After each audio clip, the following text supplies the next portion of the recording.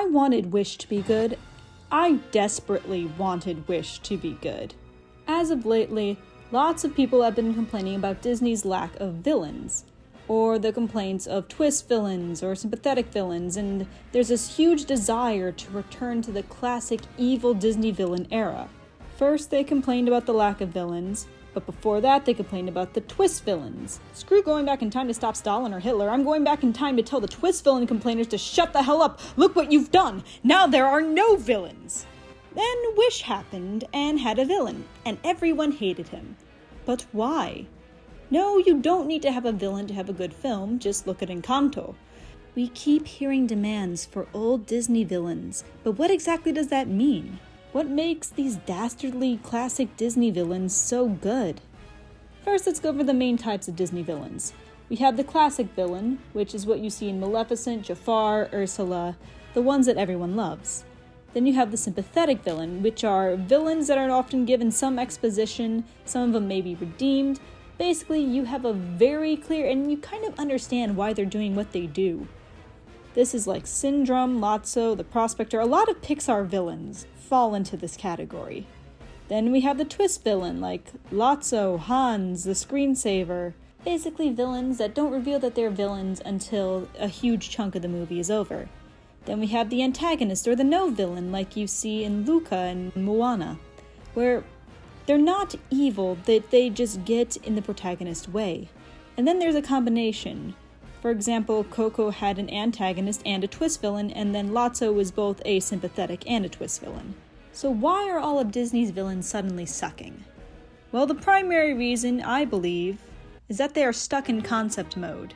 These characters aren't really characters, they're just concepts. They didn't come up with a plot or anything real, they just had a checklist and went through it. It makes the writing feel more like a chore than a passion. Like, ugh, I have to write dialogue and a plot? Ugh. I feel bad for those that have to write like this, because writing becomes more of a chore to be done rather than art you put your passion into. And a lot of this can come from basically corporatism and them just trying to check off a checklist so they can make money. Of course, it's Disney. It always has to do with money. But it's not always corporate choking. People who are passionate about their projects can suffer from this too. You may be really passionate about the idea, but you need to sit down and explore all your characters, your world, your plot, and how that's going to affect your characters, etc. You have to sit down and immerse yourself in your world, and not just have a purpose in your goal, but a purpose in every aspect of the story. This is also where a lot of pandery stuff fails. A lot of people, like those who wrote High Guardian Spice or Velma, and all these gender-bent reboots, normally just think, okay, here's my idea. Women doing cool things. Oh, cool, great. Anything else? What do you mean? Women of color doing cool things? It's gonna be great. And oh no, this is not me saying, harumph, the woke liberals are ruining me to blah blah blah blah blah. No, the right does the exact same shit. Have you seen the dumpster fire of cringe that comes out of the Daily Wire? It's the exact same process, except it goes like this. Okay, here's my idea. Let's say, hypothetically, showing kids that guns are good. Oh, great. Anything else? Well, what do you mean? A movie showing Second Amendment good? It's gonna be great. Even apolitical movies can do this, like Wish. In this case, Disney went, cool Disney villain. Awesome, great. Do you have anything else? Classic Disney villain? References to every Disney film? Pop music? They don't need it anymore, they'll love it. The same, but also insert twist villain or girl power also happens throughout these films.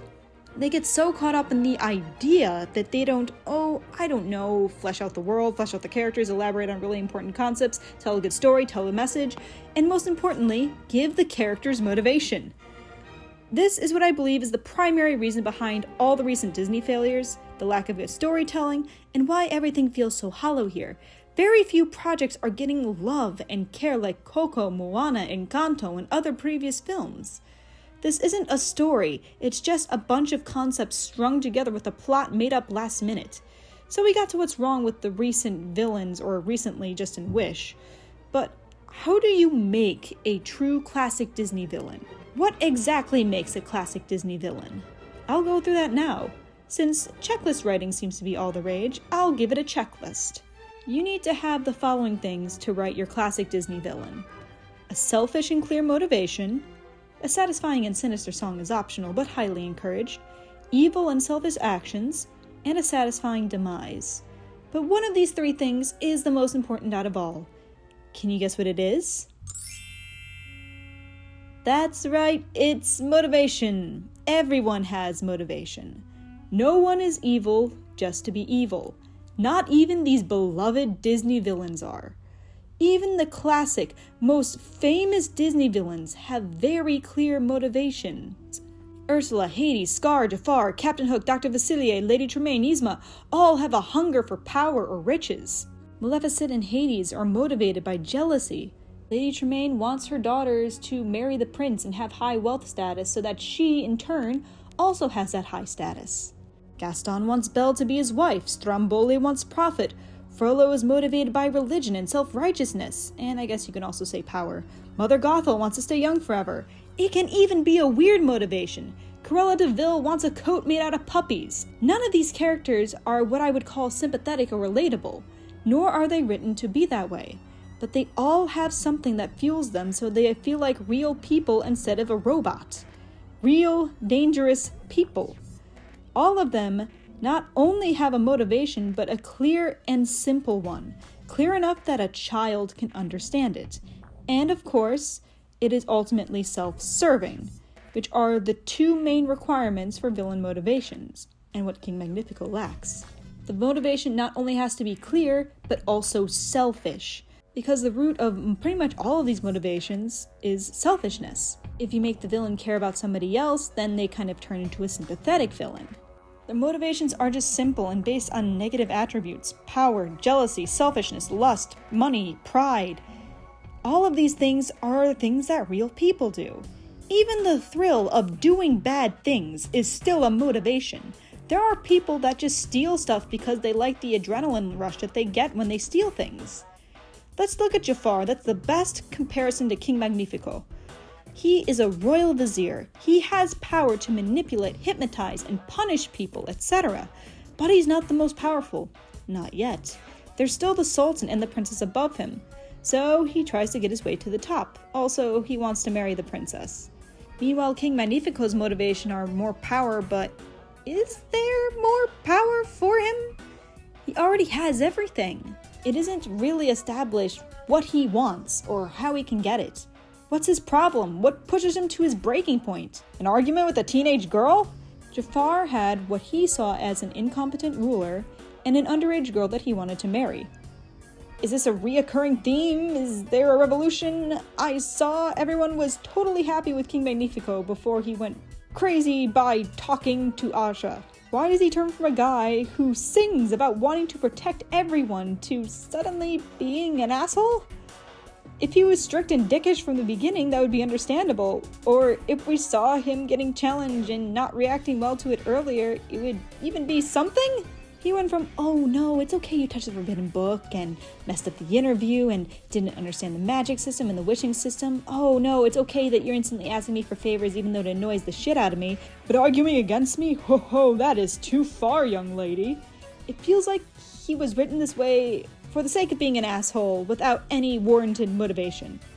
His motivations are very unclear. Is it selfishness or protecting the kingdom? It's like they couldn't decide when writing him. It's evil for the sake of being evil, and that's why it doesn't work. If anything, they made him to be a sympathetic villain, which is what the classical villains are not. Because he has or had good intentions, unlike all these other classical villains that only think of themselves first. And that's the primary thing that keeps him from being a classical villain. That line about people asking him for things, that's an understandable and frustrating feeling. In short, they made him this hybrid abomination of sympathetic and classic Disney villain, and just his motivation is very unclear, and that's why he sucks.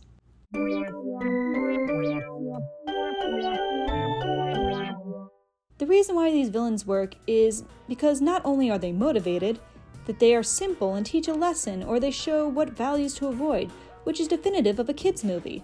All of them say something and punish bad actions. Don't be power hungry. Don't abuse your children. Don't kill people. Don't kill puppies. It's not nice to treat people like shit and use them for your own personal gain. Ask for consent. Treat others the way you want to be treated. The original Disney villains' motivation are simple and selfish to where we cheer for their downfall. That's the ultimate goal of a true Disney villain. To create someone so detestable where you're happy that they get what's coming to them. That should be your overall goal if you're writing a classical Disney villain. If you want to write a sympathetic villain, there's nothing wrong with that, but that wasn't Disney's intention here. What's a lesson to be learned from Magnifico? Don't overhelp people? I would say it's don't let power go to your head, but I'm not sure, and that's a problem. So, of course, you have to punish the bad guy in the end in a way that makes the audience go, yeah! Or, oh, holy shit. Well, I guess he got what he deserved. Magnifico's demise just wasn't satisfying. He's just hanging in a dungeon forever where it smells bad? It felt kind of Probably because they made him a bit of a sympathetic villain and we kind of feel a little bit sorry for him. And that's why that end does not feel satisfying.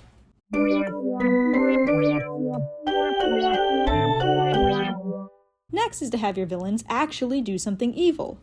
I know this seems like a no-duh statement, but there's a difference between antagonists and villains. The Abuelas and Tafiti were antagonists, but they weren't villains. An antagonist gets in the way of the protagonist's goals. A villain is a character whose evil actions or motives are important to the plot. Highlight the word evil and evil actions. The Abuelas and Tafiti aren't evil or selfish, but they still go against the protagonists and hinder them from their goals. All of these were great antagonists, but none of them were villains. In Coco, Abuela is an antagonist, but Ernesto de la Cruz is a villain because he killed Hector to continue his path of fame and took credit for all his work. Selfish motivation, again, leading to evil action. Also, let's look at Scar. After he became king, the Pride Lands began to visibly suffer. He's hoarding food, people are visibly miserable, and everyone's complaining. He killed his brother and tried to kill his nephew. Evil person, evil actions.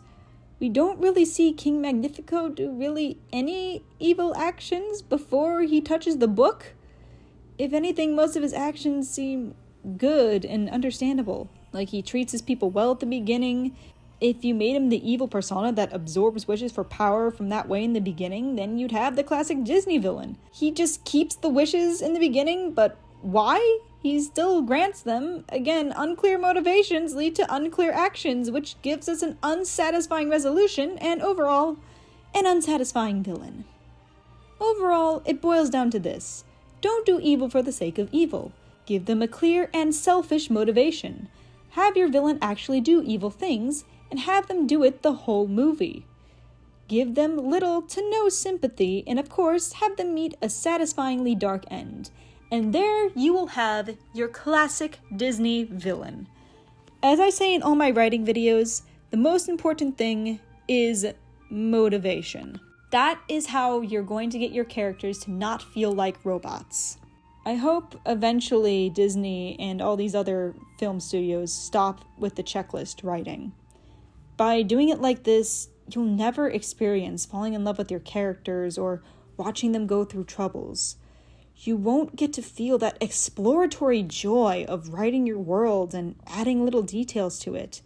You won't get that proud feeling of a conflict that may speak to someone going through something or touching on something that may speak to someone who thinks that their issue is unique and that they suffer alone.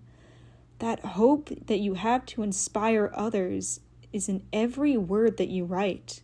But instead, now we have corporate checklists with all this life snuffed out of it.